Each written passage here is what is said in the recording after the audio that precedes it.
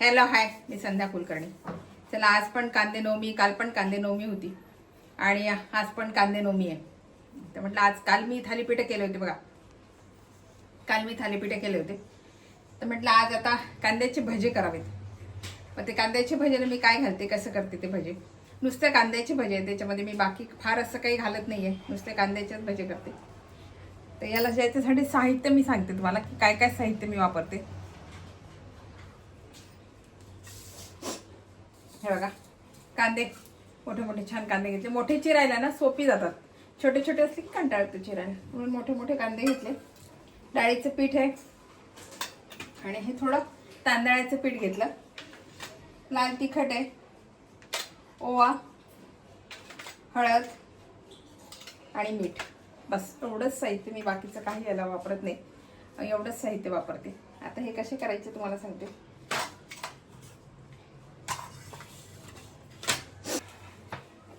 आता मी ना हे कांदे छान बारीक चिरून घेते.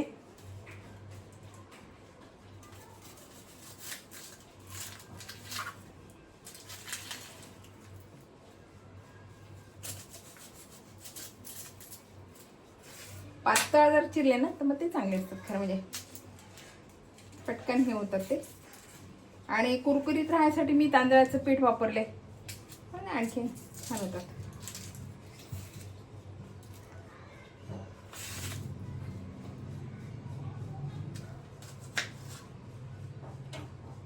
हा मधला भाग आहे ना, हा काढून टाकते, म्हणजे मग त्याचे सगळ्या पाकळ्यासारखे असे वेगळे वेगळे सगळे होतील ते. बघा,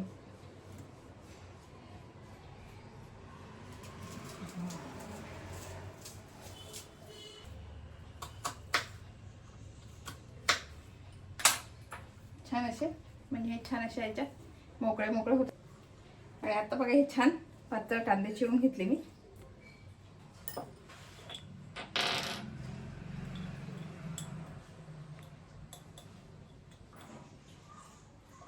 आणि हे छान अगदी मोकळे मोकळे होतात आणि थोडेसे नरम पडतात. ते थोडंसं नरमपणा येतो त्याला कांद्याला, आणि पाणी सुटते त्याला. विशेष म्हणजे आपण मीठ टाकलं ना, आता त्याला पाणी सुटेल छान. हे छान अगदी मोकळे मोकळे झालेत हे. आणि आता ना मी हे 5 मिनिटं ठेवून देते. आणि आता बघा, हे आपले कांदे, याच्यामध्ये ओवा घालते.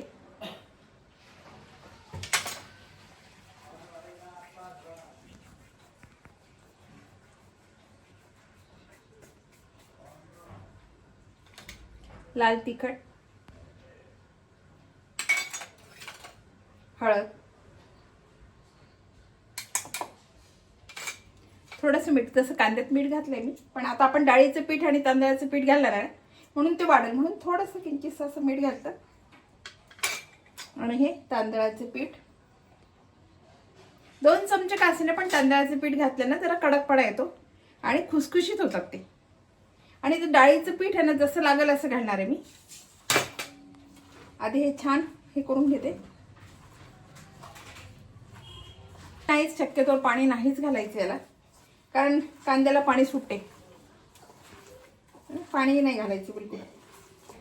मी डाळीचं पीठ घालते. मध्ये कांद्याचं जे पाणी सुटलंय तेवढं मध्ये जेवढं बसेल ना तेवढं डाळीचं पीठ घालायचं.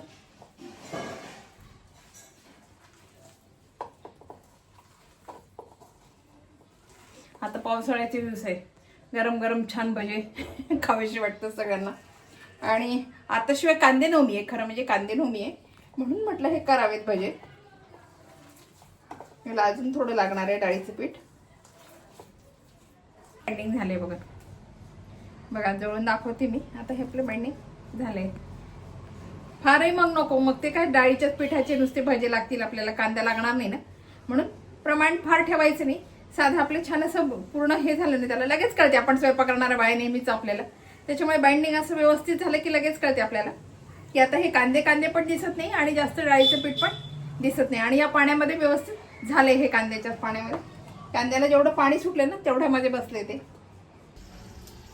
आणि बघा, तेल तापायचं होतं ना म्हणून मी सोडलं. याला काही आकार देत बसायचं नसते, कारण कांदे शेवटी कसं आकार दिला तरी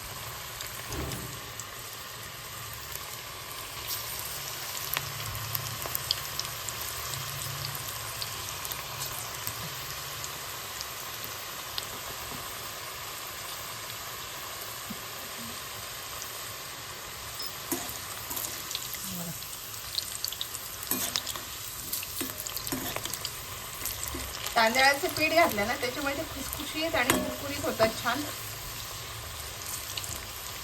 बाकी तुम्ही काय घालत बसली नाही फार.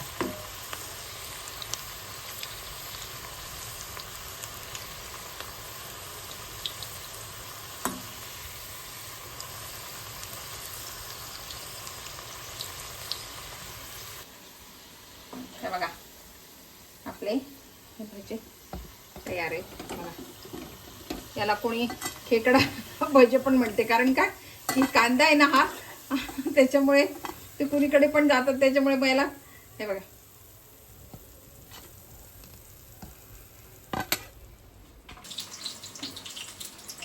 आता मी हे सगळे भजे तळून घेते. आपण टाकतो ना तर मग काय इतके तेल लागत नाही. आता माझं हे थोडंच मी काय केलंय आणि मग इतकं तेल त्याला लागत नाही. मग ते तळलेलं तेल एक तर वापरू नाही ना, तळलेलं तेल नंतर कशाला पण नाही वापरता येत आपल्याला. त्याच्यामुळे मग मी कमी तेलातच मुद्दामच कमी लागलं तर परत घालायचं, पण कमी तेलातच तळायचं म्हणून मी कमी तेल घातलं. कारण तळलेलं तेल मग नंतर कशालाच नाही वापरता येत, मग ते टाकूनच द्यावं लागते किती उरलं तरी. म्हणून मग बरेच जण म्हणतात याला वापरा त्याला वापरा, पण तळलेलं तेल खाऊच नाही खरं म्हणजे. कांदा भजे कसे पटकन होतात. कांदा चिरायलाच फक्त थोडस हे लागते, कारण तिखट असला ना कांदा तर फार त्रासदायक होतो चिरायला. बाकी कांदा भजी व्हायला किती वेळ लागतो, पटपट होतात कांदा भजी. बाहेरून आणून खाल्ल्यापेक्षा थोडासा बाहेरला त्रास होईल माझं म्हणणं आहे. थोडासा हा तुम्ही जॉब करणारे असलं तर मग ठीक आहे, पण घरी जर असल्या ना तर थोडा त्रास होईल. पण आपण केलेल्याचा आनंद वेगळा असतो आणि शिवाय आपण काय वापरलेलं आहे हे आपल्याला माहिती. व्यवस्थित माणूस बिनधास्तपणे खाऊ शकतो आणि खाऊ मुलांना आपण आनंदाने देतो.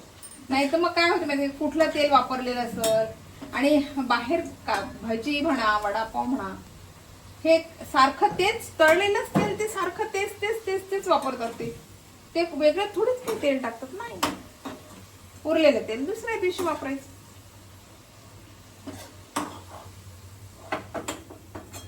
खरं सांगू का, मी खरं सांगते खरं म्हणजे एकच आहे की आपण केलं ना, जी बाई करते ना तिला खाऊस वाटत नाही. जी स्वयंपाक करते तिला त्याचा आनंद नाही घेता येत स्वयंपाकाचा, कारण तिनंच केलेलं असते. तिला नाही तो आनंद घेता येत. तडपण खूप असते आपल्यावर स्वयंपाक करायला. मग त्याच्यानंतर मग ते स्वयंपाक झाला की बाकीचं आवरणं, आणि ते खाताना कुठे आनंद घेता येतो. पटपट खायचं, बाकीचं आवरायचं. हॉटेलमध्ये म्हणा किंवा गाड्यांवर म्हणा असे कांदा भजी असते की त्याचा वास घमघम सगळ्या गरभर वास, म्हणजे बाहेर वास सुटलेला असतो. ते खाऊशेच वाटतात माणसाला. मग त्यावेळेस आपण विचार नाही करत की हे कसे केले असतील, काय केले असतील. नाही, खायचे, खाऊन टाकतो आपण. पण पावसाळ्याचं तर बाहेर काहीच खाऊ नये. माझं म्हणणं असेल पावसाळ्याचं शक्यतो बाहेरचं काहीच खाऊ नये. रस्त्यावरचं गाडीवरचं तर नाहीच खाऊ.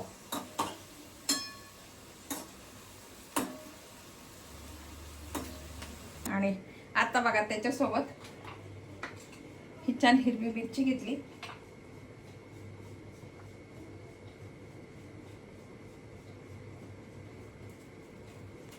मधून छान कट मारलेला.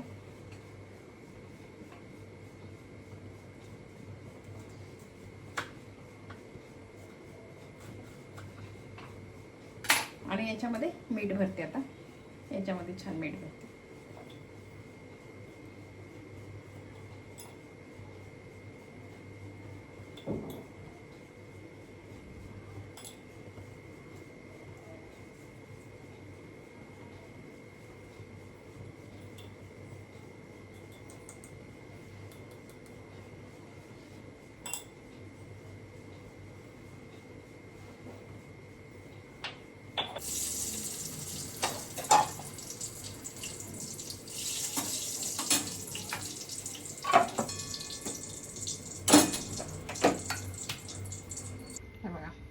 कांदा भजी तयार आहे आणि मीठ मिरचीला मध्ये मीठ भरलंय छान असे आतून हे करून तिला मध्ये छान आहे बघा छान करून मीठ भरलंय आतून.